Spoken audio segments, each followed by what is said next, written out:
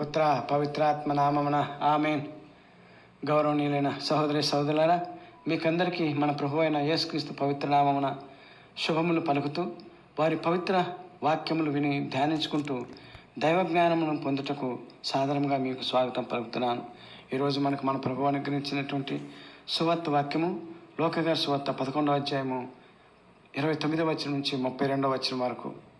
గౌరవ సహోదరి సహోదరులారా, నిన్నటి దైవ సందేశంను మరొకసారి జ్ఞాపకం తెచ్చుకుంటే, అందులో ప్రభు యొక్క విశ్వాసుల విశ్వాసం కన్నా, లేక ఒక వాక్యంలో చెప్పాలంటే బాప్తిసం పొందిన క్రైస్తవులమని చెప్పుకొను క్రైస్తవుల విశ్వాసం కన్నా, తండ్రి దేవుడు స్వయంగా తన ప్రజలు అని చెప్పుకున్న యోధా జాతి లేక ఇజ్రాయేల్ ప్రజల విశ్వాసం కన్నా, ఆ కాలంలో యూదుల చే తక్కువ చూపు చూడబడిన సమరయుల విశ్వాసము, మరి ఈ రోజుల్లో అన్యులకు యేసుక్రీస్తు ప్రభువు వల్ల ఉన్నటువంటి విశ్వాసము మెచ్చదగినదిగా ఉండదని ఉదాహరణలతో సహా నిన్న మనం తెలుసుకున్నాం.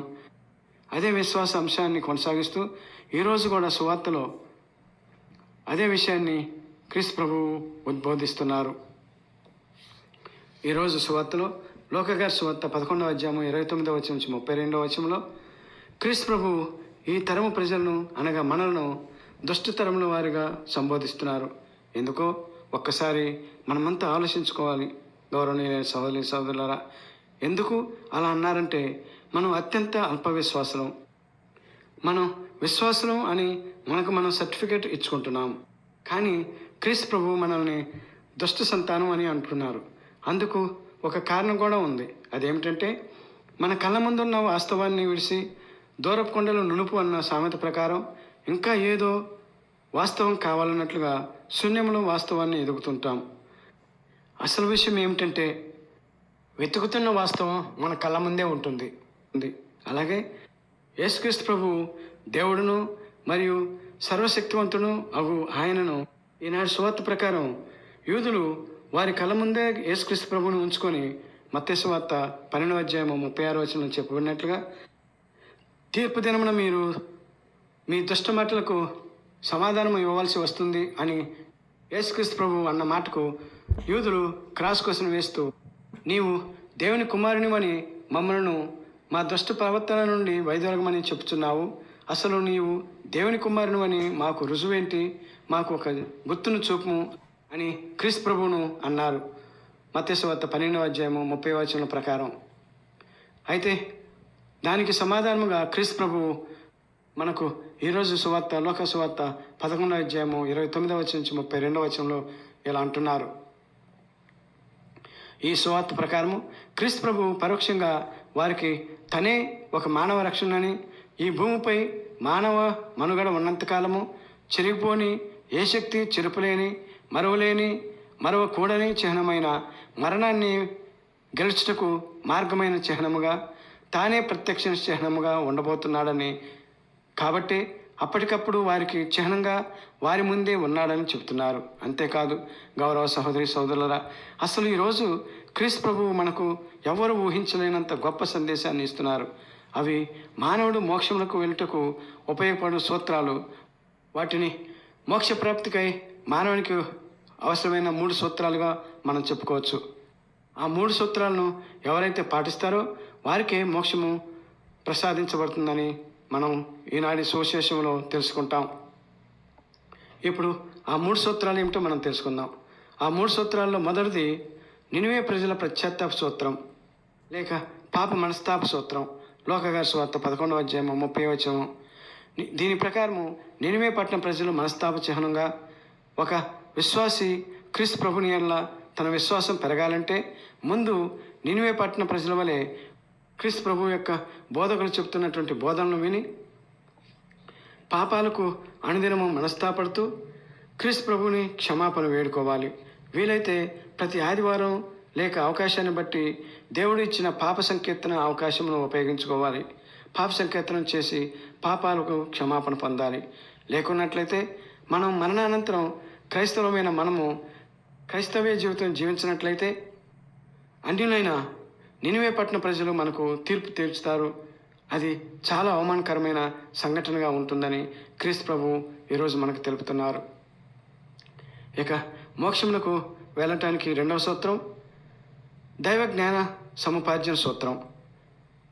ఈ దైవ జ్ఞాన సముపార్జన సూత్రాన్ని యేసుక్రీస్తు ప్రభు లూకా సువార్తలో సొలొమోను చక్రవర్తి యొక్క జ్ఞానాన్ని విని ఆ జ్ఞానమును చూసి తన జీవితాన్ని తరింపజేసుకోవటానికి తూర్పు దేశపు రాణి అయినటువంటి షేబ మహారాణి సొలొమోను చక్రవర్తి వద్దకు వచ్చిన సంఘటనని గుర్తు చేస్తున్నారు. ఈ విషయాన్ని మనం మొదటి రాజుల గ్రంథము 3వ అధ్యాయము 5వ వచనం నుంచి 12వ వచనం వరకు మనం చదువుకున్నట్లయితే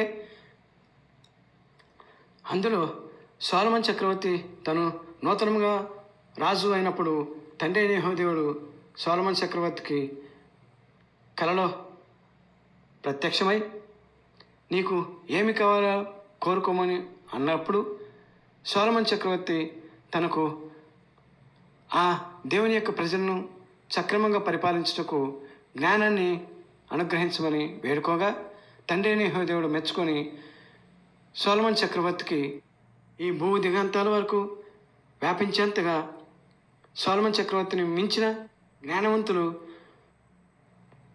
ప్రపంచంలో ఉండబోరు అను ఒక గొప్ప వరాన్ని అనుగ్రహిస్తారు. ఆ వరాన్ని బట్టి సొలొమోను చక్రవర్తి యొక్క జ్ఞానము ప్రపంచ నలుమూలల ఆయన కాలంలో వ్యాపించగా అన్యురాలైనటువంటి షేబ రాణి సొలొమోను చక్రవర్తి దగ్గరకు వచ్చి తన జీవితాన్ని అక్కడే గడుపుకొని తన జీవితాన్ని ధన్యం చేసుకుంది.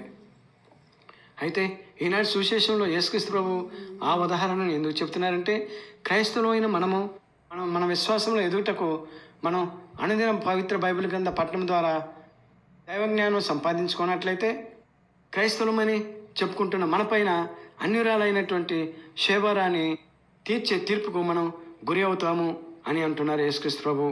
అంటే క్రైస్తవ విశ్వాసులు అయిన మనము అన్యురాలైనటువంటి షేబరాని చేత తీర్పు తీర్చబడటం అవమానకరంగా ఉంటుంది అన్నట్లుగా యేసుక్రీస్తు ప్రభు ఈరోజు మన విశ్వాసాన్ని బలపరచడానికి అంటున్నారు. గౌరవనీయులైన సహోదరి సహోదరులారా, ఇక మోక్షరాజ్యానికి వెళ్ళుటకు 3వ సిద్ధాంతం క్రీస్తు ప్రభు మరణించిన శిలువ గుర్తు. అసలు శిలువ దేనికి గుర్తో తెలుసా? గౌరవనీయులైన సహోదరి సహోదరులారా, చాలామంది శిలువ క్రీస్తు ప్రభుని మానవ పాపాల ప్రక్షాళన చిహ్నం లేక గుర్తు అని అంటారు. కానీ దానితో పాటు అసలు శిలువ క్రీస్తు ప్రభువునికి మానవునిపై ఉన్న ప్రేమకు చిహ్నం లేక గుర్తు, అనగా మానవునిపై దేవునికి ఉన్న ప్రేమకు గుర్తు, అనగా దైవ ప్రేమకు గుర్తు.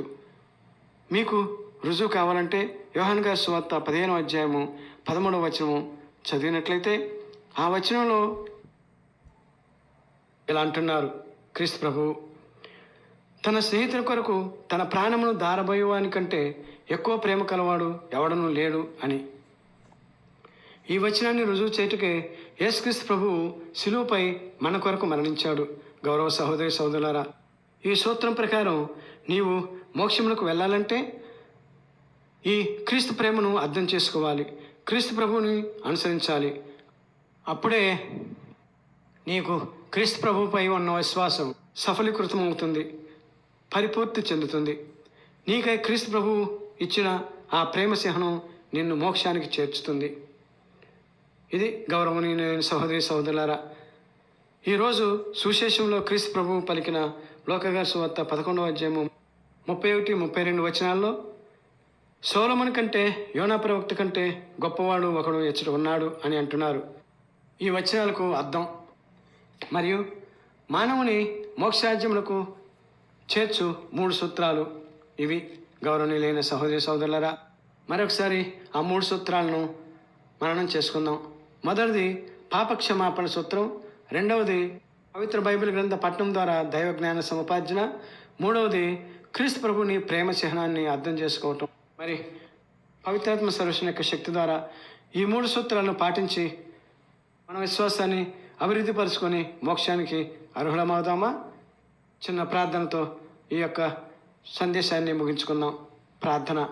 ప్రభువా, ఓ క్రీస్తుదేవా, పాపులము, అజ్ఞానము మరియు ప్రేమహీనులమైన మాకు మీ సన్నిధి అయిన మోక్షరాజ్యము చేరుటకు మీరు చూపించిన 3 సూత్రములకై కృతజ్ఞతలు తెలియజేసుకుంటున్నాం తండ్రి. మీ పవిత్ర సూత్రాలను అనుసరించుచు మాకు మీ ఎడల విశ్వాసమును పెంపొందించమని మేము బ్రతిమాలి ప్రార్థించుకుంటున్నాం తండ్రి. ఆమెన్. పిత పుత్ర పవిత్రాత్మ నామమున ఆమెన్. త్రియేక దేవుడు మనందరినీ దీవించి మన విశ్వాసమును పెంపొందించు, మనకు దైవ జ్ఞానమును ఇస్తూ మోక్షమైన వారి సన్నిధికి చేరుటకు మనలను అర్హులను చేయుదురుగాక. ఆమెన్.